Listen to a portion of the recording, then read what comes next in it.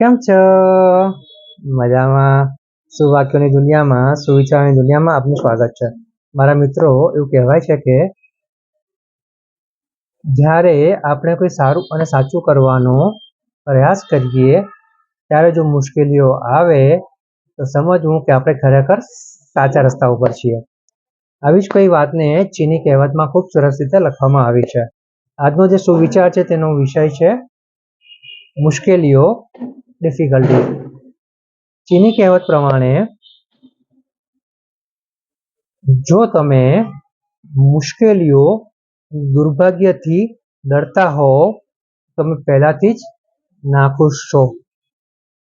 જો તમે દુર્ભાગ્યથી ડરો છો તો તમે તેને જ લાયક છો. મારા મિત્રો, વાત ખૂબ જ કડવી છે, હૃદયમાં વાગે એવી છે, છતાં પણ એટલી જ મહત્વની છે.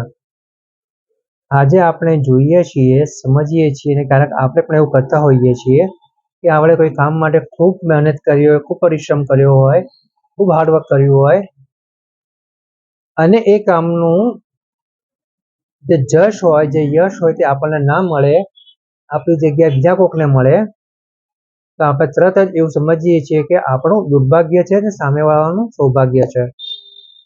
પણ તે વાત 100% સાચી નથી. ઘણી વખત સામેવાળી વ્યક્તિએ પણ આપણા કરતાં ઘણી સારી મહેનત કરી હોય છે, માટે તેને નવાજવામાં આવે છે.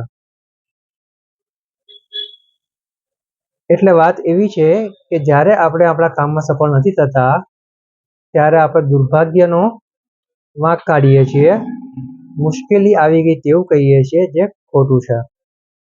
અહીંયા જે વાત છે તે મુશ્કેલીઓનો સામનો કરવામાં છે. ડિફિકલ્ટીઝ આવી હોય તો ડિફિકલ્ટીઝને દૂર કરવાના રસ્તાઓ પણ હોય. તકલીફો છે, તકલીફોને દૂર કરવા માટેના ઘણા બધા પ્રયાસો થઈ પણ શકે છે, પ્રયત્નો કરી શકાય છે. ફક્ત વાત એટલી જ છે કે આપણે હિંમત હારવાની નથી. જો આપણે ખરેખર સારા અને સાચા રસ્તા ઉપર હોઈએ અને આપણા લક્ષ્ય સારા અને સાચા હોય તો આપણા રસ્તામાં ઘણી બધી તકલીફો આવવાની, ઘણી બધી મુશ્કેલીઓ આવવાની, ઘણી બધી ડિફિકલ્ટીઓ આવવાની. આ બધાને આપણે આપણા સકારાત્મક અભિગમથી બધા સાથે લડવાનું છે અને દરેક મુશ્કેલીઓમાંથી તેનો હલ શોધીને, તેનો ઉપાય શોધીને આગળ વધવાનું છે.